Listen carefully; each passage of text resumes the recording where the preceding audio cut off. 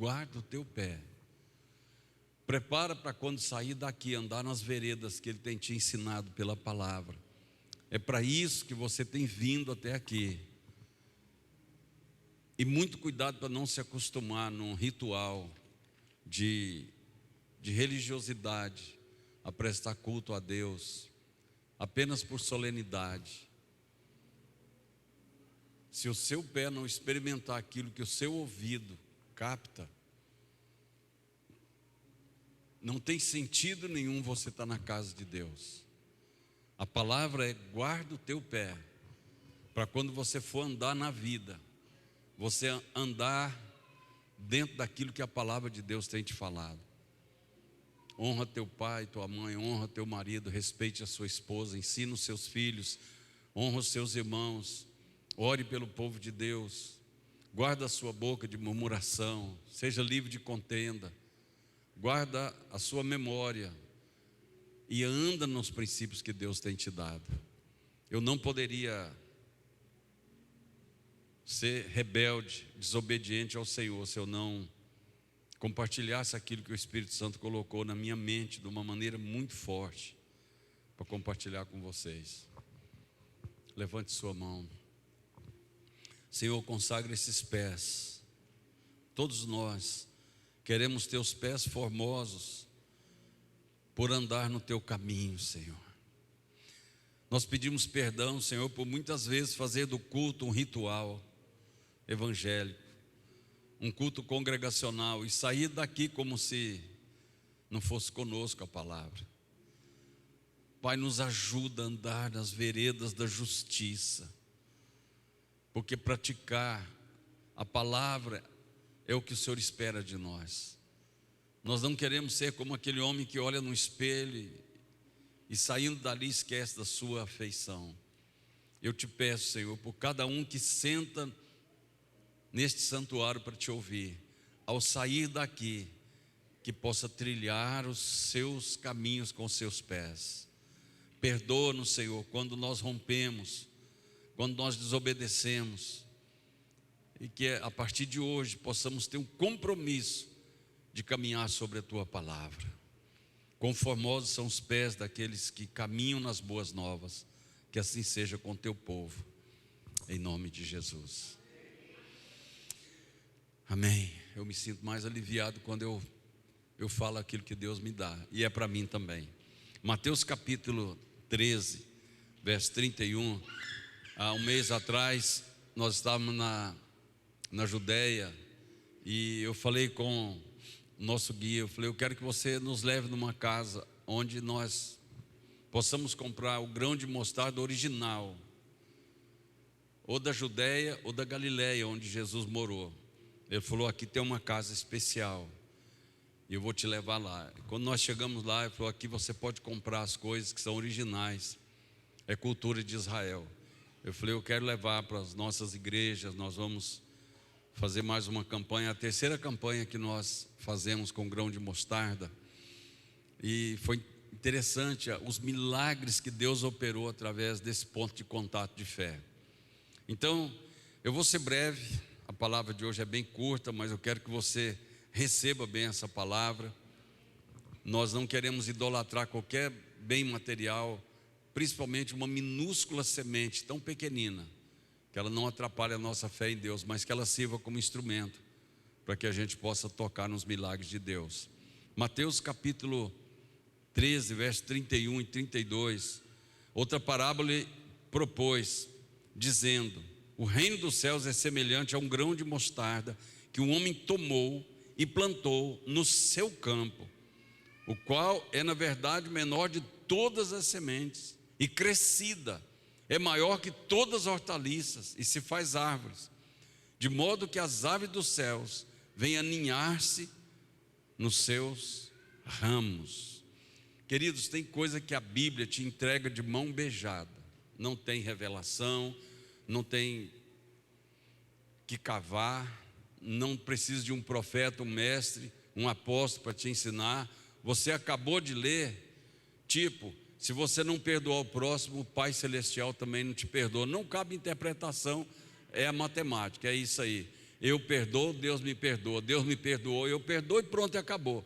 Tem coisas que te levam a examinar as Escrituras e depender do Espírito Santo, amém? Deus nos leva a isso.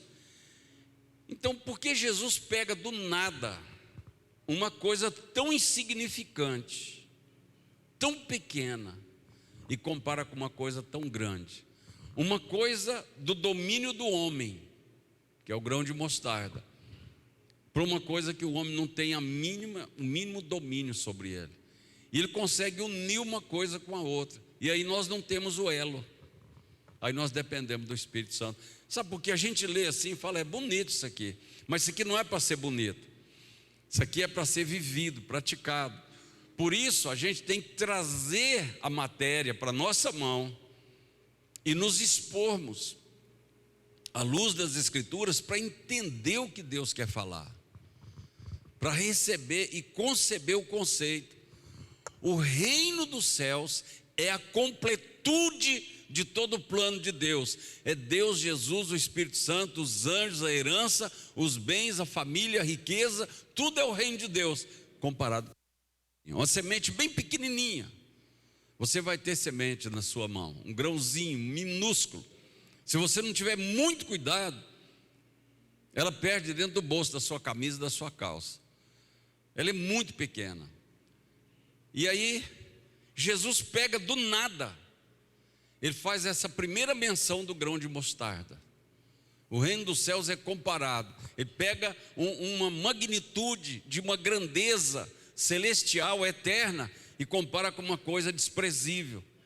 E é aí que entra o homem prostrado diante de Deus, fala, Deus me ajuda, eu preciso entender isso aqui, eu quero que o Senhor me levanta. Então tem coisas que a Bíblia te entrega revelado, tem coisa que você vai de joelho para a presença de Deus.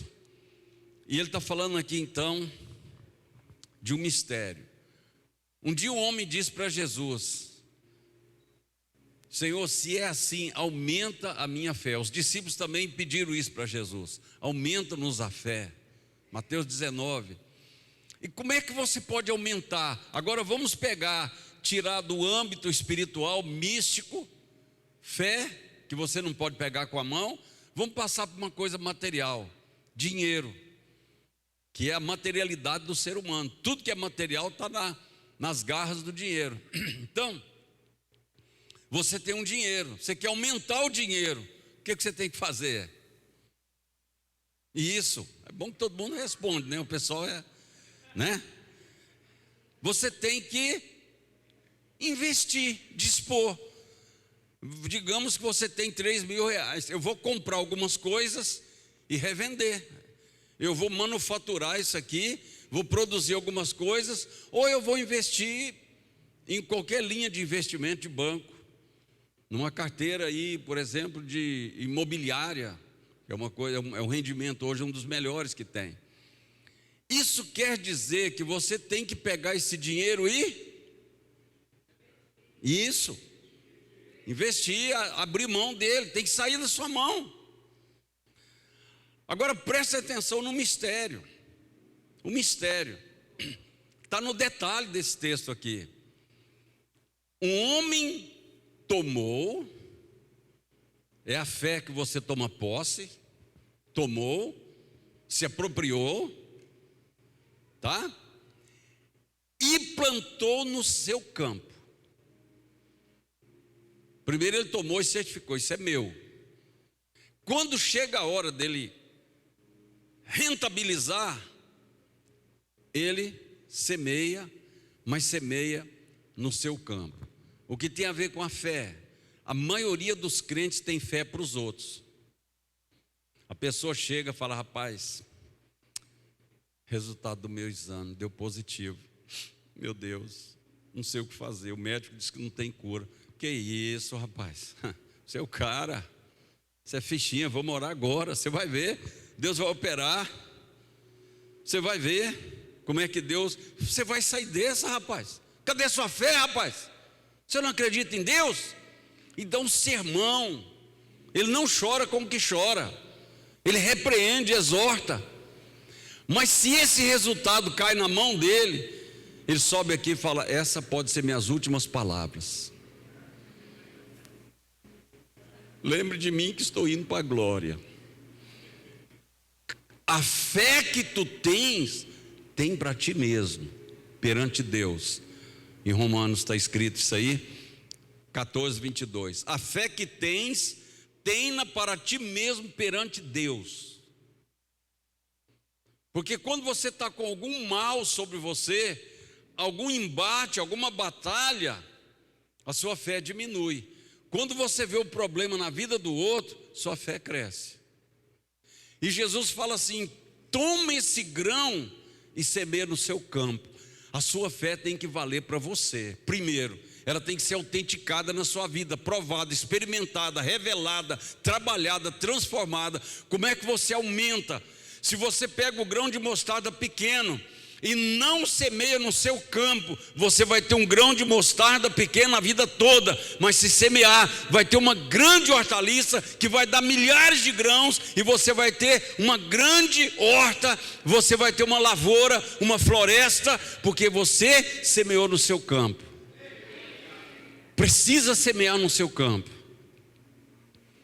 Você precisa combater o bom combate da fé na sua experiência. A fé que tens, tenha para ti mesmo, perante Deus. Porque às vezes a nossa fé é um show perante os homens. E quando é para aplicar na nossa vida, nós temos dificuldade. Nada contra alguém orar por nós, eu sempre peço oração, não tem nada contra. Mas é importante nós sermos guarnecidos pela nossa própria fé. E plantou no seu campo, o qual na verdade é a menor de todas as sementes, crescida. Essa é a questão do crescimento, irmãos, que muitas vezes nós não queremos dispor, disponibilizar, investir, aplicar. Muitas vezes nós retemos. Aquele que retém mais do que é justo nunca crescerá. Então nós precisamos aprender o mistério.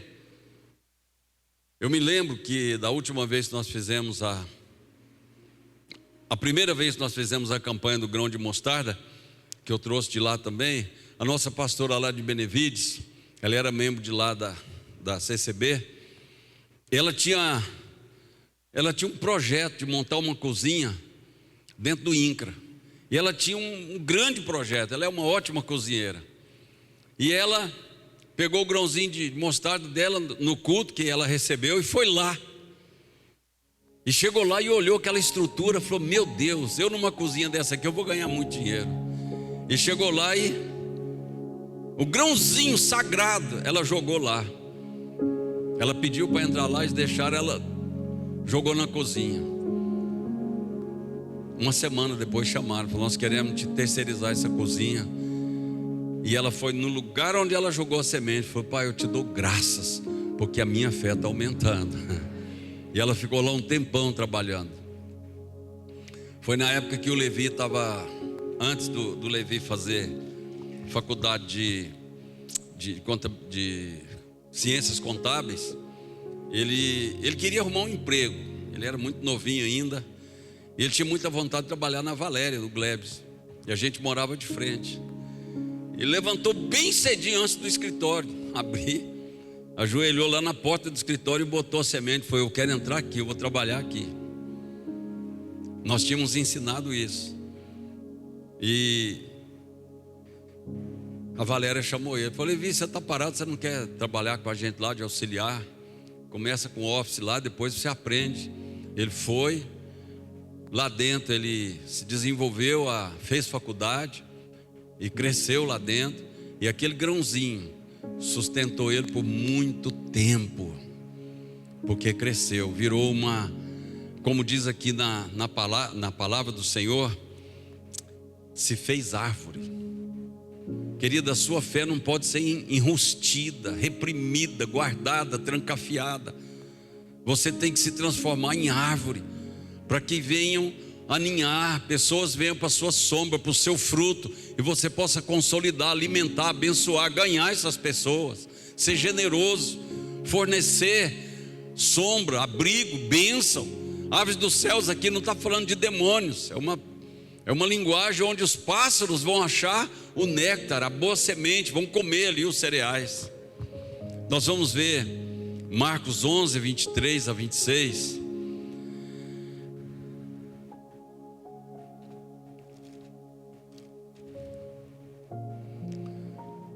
Porque na verdade vos afirmo, aquele que disser a esse monte, erga-te e lança-te no mar, e não duvidar no seu coração, mas crê que se fará o que diz, assim será com ele. Por isso vos digo, quanto em oração pedides, crede que recebestes, e assim será convosco. E quando estiverdes orando e tendes alguma coisa contra alguém, perdoai, para que o vosso Pai Celestial vos perdoe as vossas ofensas. Mas se não perdoardes, também o vosso Pai Celestial não perdoará as vossas ofensas.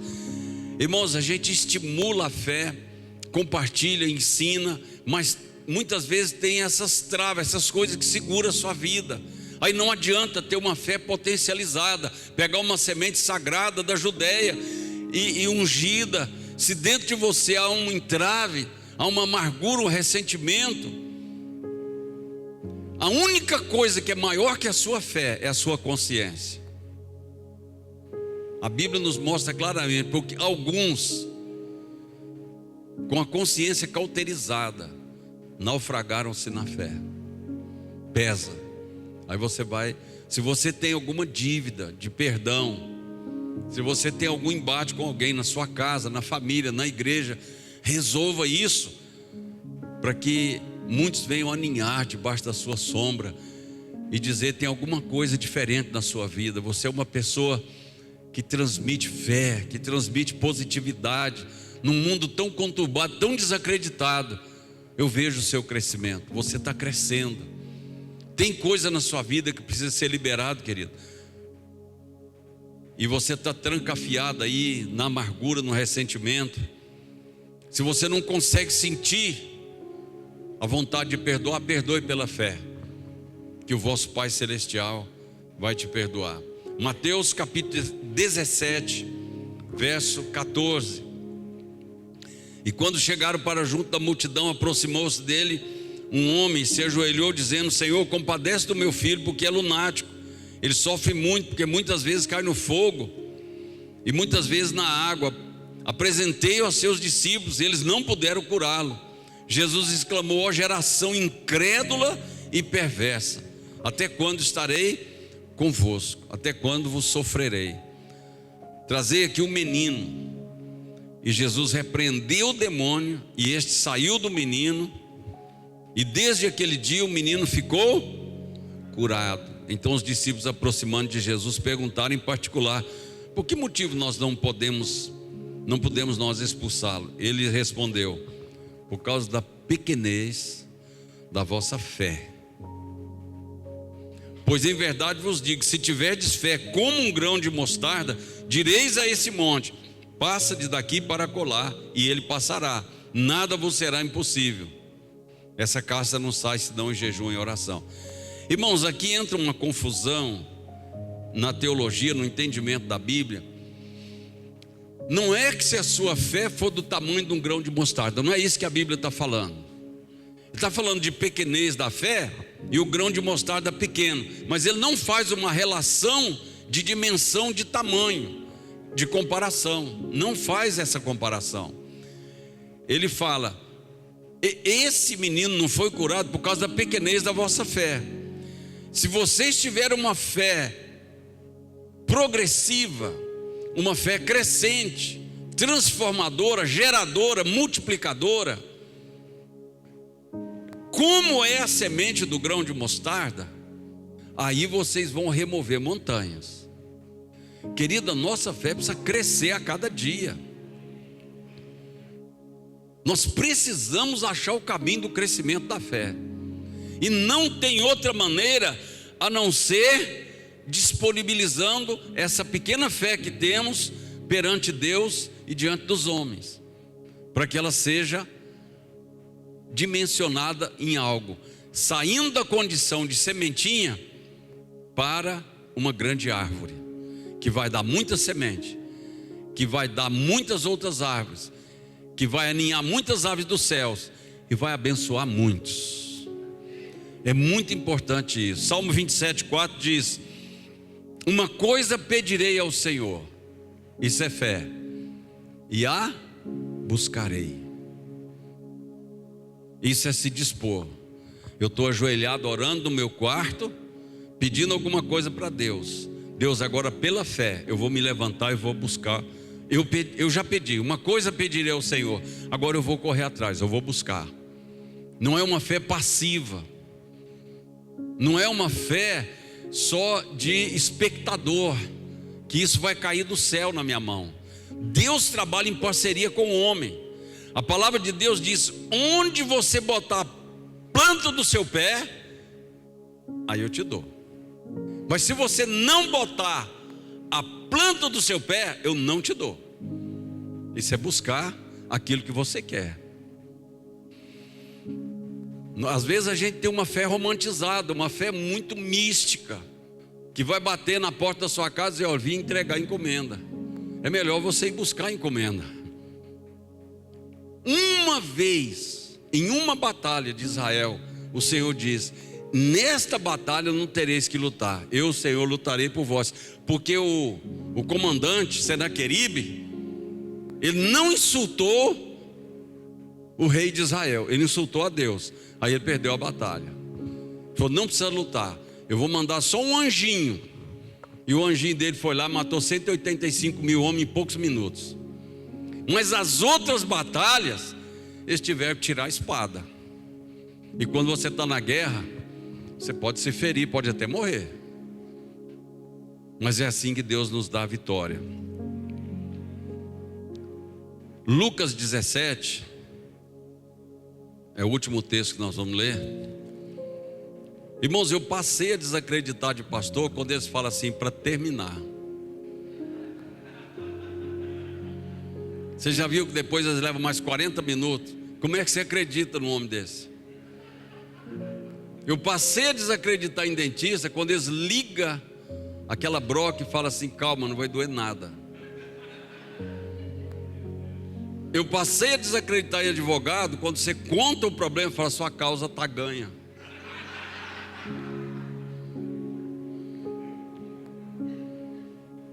Eu fiquei meio assim com a minha esposa quando ela falou: o almoço está quase pronto. Ela fala: só falta fazer o arroz, o feijão, o bife e a salada. Diz que um batista tem direito de falar 3 vezes para terminar. Terminando, só mais um texto. 3. Mas eu prometo que eu não sou batista. Mateus 17, Lucas, né? Nós vamos ler Lucas 17, verso 3. Acautelai-vos, se o teu irmão pecar contra ti, repreende, se ele se arrepender, perdoa. Se por 7 vezes ao dia pecar contra ti, irmão, misericórdia, né? Um irmão pecar 7 vezes por dia contra você, é muita fé, né? Para perdoar. Uma vez a gente já não perdoa, imagina, mas está na Bíblia. Se vier contigo dizendo: estou arrependido, perdoa-lhe. Então disseram os apóstolos ao Senhor: aumenta-nos a fé. 2 vezes eles buscaram esse bônus. Uma é quando eles falaram: mas vem cá, o homem tem que ficar casado com a mulher a vida inteira, a mesma mulher? Falou: tem. Falou: aumenta a nossa fé.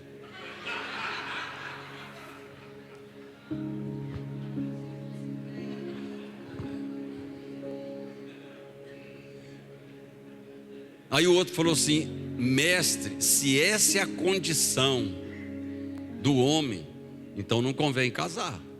Está escrito isso, irmão. Casou, meu amigo, é perpétuo, não é 30 anos não.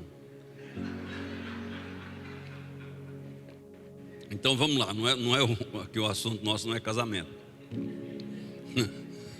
Aumenta-nos a fé. Respondeu-lhes: se tiverdes fé como, não é do tamanho, como um grão de mostarda, direis a esta amoreira. É interessante entender a linguagem agrícola, porque A moreira tem raízes impossíveis de arrancar. Ela é muito profunda e tem muita raiz. Por isso ele pega a moreira. Arranca-te, transpõe-te no mar e ela vos obedecerá. Está falando de fé. Eu me lembro que eu estava em Paraupeba no tempo desse, e eu fui caminhar, correr à tarde e me senti mal por causa daquela poeira parada no ar. A cidade estava com uma camada. Eu cheguei lá na casa do Gork tossindo. O Gork falou: tem meses que não chove aqui, rapaz. Faz muito tempo que não chove. Eu falei: por quê? Ele falou: porque aqui não é Belém. Belém chove todo dia, toda hora. Aqui não. Eu falei: mas por que não chove? Ele falou: porque não chove. Eu falei: não, é porque vocês não oram. Mas não é tempo de chuva, é agosto. Eu falei: vamos para o culto. Chegamos lá, eu falei: Simão, nós vamos orar. Era uma quinta-feira, era um culto de quinta-feira. Nós vamos orar e vai chover nessa cidade. E vai chover sexta, sábado e domingo. E vai chover uma chuva tranquila e mansa, mas serão 3 dias. Isso na estiagem de agosto. E tinha um camarada de São Paulo assistindo o culto. Aí nós oramos. Irmãos, isso representa, eu estou dizendo a esse monte: arroja-te daqui e lança-te no mar. É só isso que tem que fazer? O que mais tem que fazer? Isso aqui é: arranca-te daqui e lança-te no mar. Qual é o segundo ponto da fé? E não duvidar no coração. Esse segundo ponto é tão importante quanto o primeiro. São as 2 asas da fé. Porque às vezes você vai e lança um decreto e fala: bom, isso vai acontecer. Será? Quando eu entrei no avião para sair de Carajás, era sexta-feira e o sol estava tinindo. Aí eu calcei meu coração para ele não me trair. Tinha que desligar o celular. Eu falei: quando eu chegar em Belém e ligar o celular, eu vou receber uma notícia: está chovendo em Paraupebas. E desliguei o celular. Quando o avião saiu, eu dei uma olhadinha na janela, eu vi uma pequena nuvem. Aí minha fé virou a fé de Elias. Irmãos, eu não vi a hora de chegar em Belém. Quando o piloto falou assim: tripulação, preparar para o pouso. Eu acho engraçada a linguagem desse povo, né? Quando você pega um piloto carioca, senhoras e senhores, muito boa tarde ao comandante.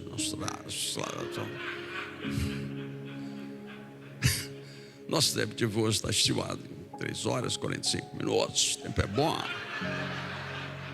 Eu não sei porque que eles falam assim, né? Eles começam falando alto, depois vai, quase você não ouve mais. Tripulação, preparar para o pouso. Irmãos, quando o avião parou, que deu um sinalzinho lá, eu abri. Aí apareceu a primeira impressão: e profeta, está chovendo em Paraupeba. No outro dia, continua chovendo em Paraupeba. O paulista que estava lá, o paulistano que estava lá, voltou para São Paulo. Sábado ele ligou, porque ele ficou meio assim cabreiro. Pois é, seu Gork, tudo bem? Não, fiz uma boa viagem, está tudo bem. Ele deu uma voltinha para perguntar, falou: só por curiosidade, choveu em Paraupeba? O Gork falou: não. Não choveu não, está chovendo. Quando foi domingo, chegou outra mensagem: continua chovendo em Paraupeba. Eu passei em Brasília, só numa conexão rápida, e tem um pastor Milton lá, eu falei: ei, negão, tudo bem? Eu estou na sua terra, mas já estou saindo. Aí ele falou: profeta, ora rapidinho aí, porque não chove aqui há muitos meses. Porque Brasília é triste, irmãos. Essa densidade do ar relativa aí, essa umidade, aqui chega a 95, 96, lá chega a 8, 7, 8, né? Chega a rachar os lábios, sangrar o nariz. E o avião saindo, eu estendi a mão, falei: se eu mando uma boa chuva. Irmãos, quando eu cheguei lá em Uberlândia, Ele mostrou um posto virado, toda a estrutura virada para o ar. O vento veio, a chuva veio. Falei, Senhor, não era tanto assim, era...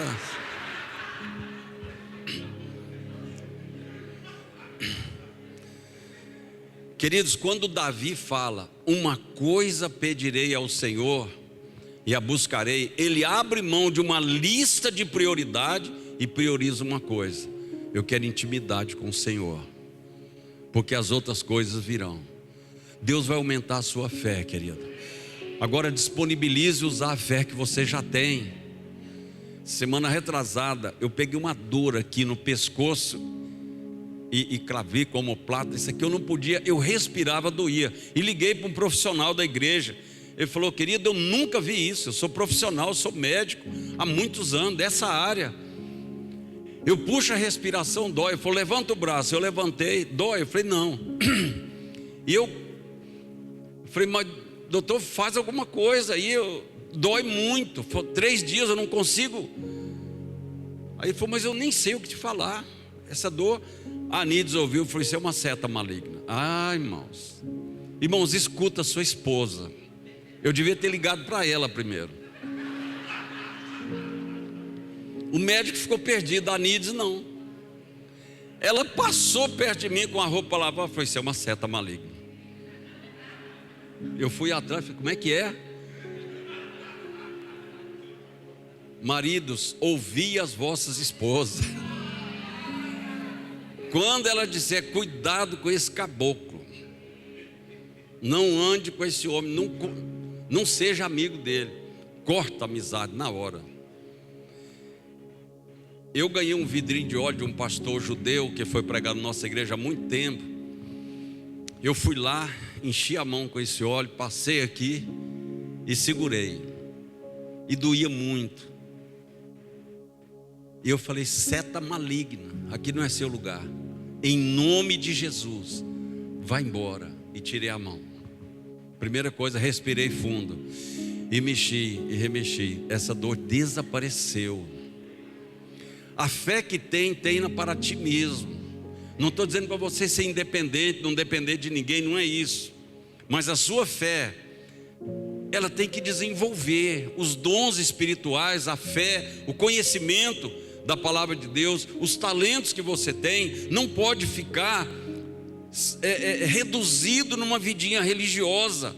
Pense fora da caixinha, entre nas dimensões espirituais. Fique em silêncio diante de Deus, ouça a voz de Deus. Essa semente, a partir de quarta-feira, pastor Anderson já vai começar a distribuir a sua sementinha. Então, como eu não tinha semente para todas as igrejas, para fazer 3 semanas, a nossa e aqui vai fazer 3 semanas. Então eu sugiro que você guarde uma para saúde, uma para finança e uma para família, para casa. Aí trabalhe em 3 semanas. É uma sugestão, você pode usar para outras coisas. Mas você pode prosperar na vida financeira. Você pode usar na vida física para saúde e bênção e vigor. E você pode abençoar toda a sua família. Essa semente você pode engolir. De repente você está com algum problema. Não vai nascer um pé de mostarda dentro de você. Você vai, né? O importante, querido, é que você semeie no seu campo. Dando fruto no seu campo, vai dar fruto no campo dos outros. A fé que tenha para ti mesmo. Prove essa fé. Vivencie, experimente essa fé. E depois você vai levar essa fé para outros. Deus fala para Jeremias e para Ezequiel, 2 profetas. Deus fala assim: pega o rolo desse livro, que seria uma página da Bíblia, e coma. Jeremias fala: achado as tuas palavras, logo eu as comi, porque pelo teu nome eu sou chamado ao Senhor Deus dos exércitos. Primeiro tem que fazer digestão em nós. Nós temos que provar primeiro. Fez efeito. Vós sois minhas testemunhas. Agora ide e pregai. Você só pode falar daquilo que você vive. Você vai falar da salvação que Deus operou na sua vida. Você vai falar do milagre que Deus fez na sua família, do temperamento que Deus mudou na sua vida. Irmãos, o pastor Everton, esse homem, ele disse que eu era pior que ele. Não era não, irmãos. Ele estava dando testemunho lá em São Paulo. Ele falou: eu converti quando eu vi o Didi, me chama de Didi, dando o testemunho dele. Eu pensava que eu era ruim. Ele falou: eu batia na minha mãe, arranquei o olho de um sujeito, eu espancava os outros na rua. Eu nunca bati na minha mãe. Às vezes eu tinha vontade, mas nunca bati na minha mãe não. Irmãos, o temperamento desse homem era horrível. O que Deus fez na vida do Everton, as experiências. Ele fez uma bariátrica. Ele pesava 160 quilos, 160 e poucos quilos. Como a gordura dele era visceral, ele estava costurado e ele espirrou e tudo foi para fora. Ele estava sozinho em casa. Ele não desesperou. Ele conseguiu pegar o celular, ligou para a médica que fez a cirurgia, falou: eu estou sozinho em casa e toda a minha parte, todas as entranhas estão para fora, e perdendo o fôlego. E ela falou assim: olha, calma, pega uma toalha limpa, recolha todos o seu intestino, coloque tudo para dentro, segura essa toalha e vê se você consegue chamar alguém, uma ambulância, alguma coisa. E ele apagou. 42 dias na UTI. E nunca esse homem fez. Eu nunca vi o Everton fazer uma murmuração, uma queixa, falar mal de uma pessoa. O temperamento dele era horrível. Sabe o que mudou a vida dele, querido? A palavra, presença de Deus. Meu celular eu colocava ele no silencioso, mas ele vibrava. Ele fica do lado da minha cama. Sempre 3:30 da manhã, 4 horas. Era ele mandando mensagem que Deus falava com ele. Ele enviando para o Brasil inteiro. Madrugada e madrugada e madrugada, buscando a Deus. Deus pode mudar nosso temperamento, nossas atitudes, segurar a nossa boca da murmuração, da contenda, e nos fazer homens, nós homens, maridos melhores, servos melhores, pais melhores. As mulheres sujeitas, abençoadas, servidoras da família, para depois servir na casa de Deus. Nossa casa é o modelo. Então, amados, eu quero terminar como eu comecei. Guarda o teu pé. Você está ouvindo Deus falar. Associa o ouvido com o seu pé. Eu vou andar nessa palavra. A partir de quarta-feira você vai receber a primeira sementinha. Durante a semana, deixa o Espírito Santo te falar onde você vai usar essa semente. Deus falou para Jeremias: coma dessa palavra. Deus falou para Ezequiel: Ezequiel, pega o rolo, porque a Bíblia era disponível em rolo. Coma desse rolo. Quando ele comeu, falou: agora vai e prega. Deixa Deus operar primeiro na sua vida. Depois vem sua parentela, seus vizinhos, sua rua, seu condomínio. Eles vão se converter porque vão ver coisa na sua vida. Mudança. Disponibilize, querido, na vida financeira, na vida familiar. Disponibilize. Sirva a sua casa, sirva a sua família, sirva na igreja. Tem alguma coisa que eu possa fazer na igreja? Tem algum ministério que eu possa me encaixar? Eu quero me qualificar para alguma coisa. Não seja um espectador, porque mais feliz é servir do que ser servido. Mais bem-aventurado. Eu quero orar por você. Fique de pé.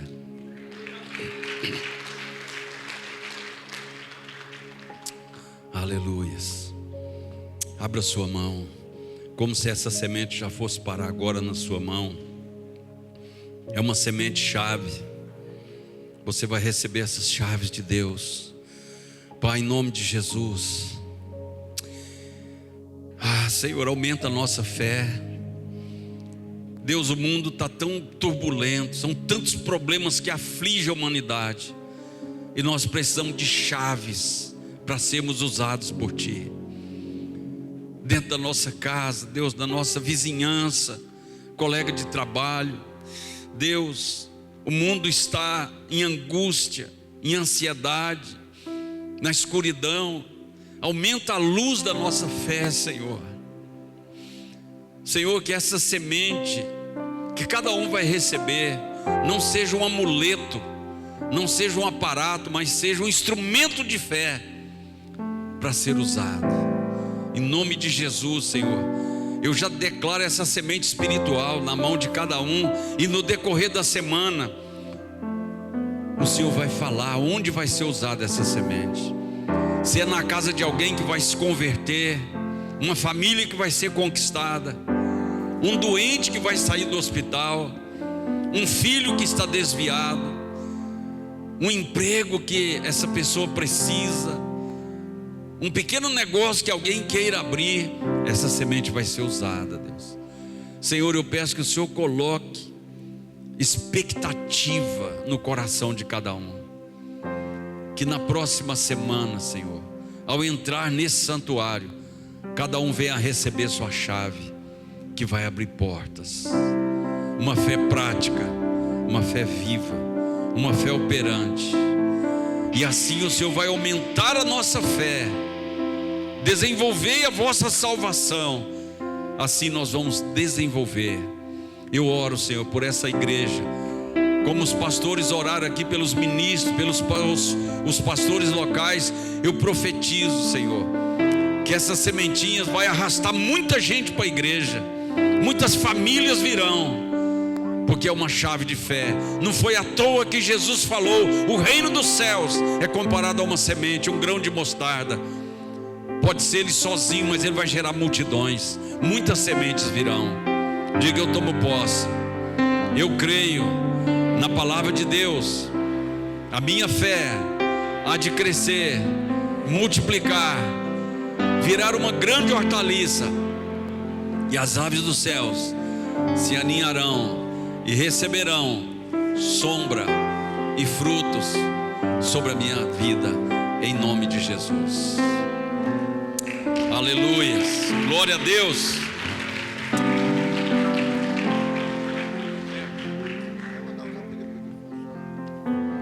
Aleluia, que bênção, né, amado? Sente um instantinho só. Queridos, quem comprou ingresso para ir para o cinema, amanhã o filme é às 10 da manhã. Você tem que estar lá 9h30, mas o shopping está fechado. Para a gente vai estar aberto. Já me entregaram a chave do shopping, eu mesmo vou abrir amanhã. É verdade, você pode chegar de 9h30, só dizer: olha, eu vou para o cinema, que eles já estão sabendo, tá bom? A sessão começa às 10 horas. Então quem vai, Shopping Metrópole, aqui em Ananindeua, ali no viaduto, às 10 horas começa a sessão. Quem não vai para o cinema, eu vou ver quem vai estar lá e quem não vai estar. Os homens, venham para cá, ver um filme ao vivo, espalhando aterro e fazendo concreto. Olha que bênção, o filme é lançamento. Estamos precisando de ajuda, querido. Graças a Deus por alguns que vêm e ajudam. Amanhã é feriado, né? Então o corpo de Cristo vai estar reunido. Você vem para cá. Quem vai para o cinema já vai com uma roupa por baixo. Depois do cinema a gente vai fazer o segundo turno aqui. Amém? Oh, meu Deus, olha esse amém, gente. Eu me encho de ânimo, pastor, quando eu vejo um amém desse. Eu fico assim: mas pela fé eu creio que você vai estar aqui amanhã. Mas como o pastor falou, como o Davi fala, né, pastor? Uma coisa eu te peço e a buscarei. Eu vou te buscar. Amém? Queridos, amanhã começa o congresso das mulheres lá na CCB. Todas as mulheres se inscreveram. Começa as ministrações às 18 horas, tá bom? Mas desde meio-dia as filas já estão formadas lá para entrar. 18 horas, vá para lá. Quem tem carro, ofereça carona aí para alguém que vai. Sábado tem Heaven, não é isso? Tem, deram um papel aqui, não sei onde eu coloquei. Mas tem alguma coisa aí dos jovens. As mulheres que não vão para o congresso, então venham para cá, Heaven, sábado. Amém, queridos? E domingo nosso culto aqui abençoado, às 9h30. Sempre convide alguém para vir aqui receber daquilo que Deus tem nos servido. Aleluia! Fique de pé. Silêncio. Estamos abençoados, amado. O profeta maior da nossa igreja esteve aqui, a gente está muito alegre. E dá tempo de você falar para o teu discípulo, teu irmão, para quarta-feira ele vir receber a semente dele aqui, vai ser bênção. Amém? Agora pegue a tua semente financeira, uma oferta, teu dízimo, você que trouxe. Eu quero te despedir em oração, abençoando a tua semeadura. Pai, em nome de Jesus, nós te louvamos, porque o Senhor tem sempre, Pai, nos despertado para fazer aquilo, Senhor, que Tu queres. Obrigado por essa palavra tão estimuladora que o Senhor nos trouxe. Cremos que o Senhor tem coisas maiores para fazer nesse lugar, em cada um de nós e através de nós. Que sejamos e tenhamos um coração como de um semeador, que o Senhor dá semente para semear. Santifica, Senhor, cada oferta, primícia, dízimo do Teu povo, e continua nos prosperando, nos fazendo avançar. Que o Teu reino continue avançando, Senhor, e sendo estabelecido nessa terra. Muito obrigado, Deus. Leva o Teu povo em paz, nos dá uma noite abençoada, de sono tranquilo, que não haja insônia, não haja perturbação noturna na vida de ninguém aqui. Que haja saúde física e emocional na nossa casa, na nossa vida, Pai, em nome de Jesus. Amém? Deus abençoe.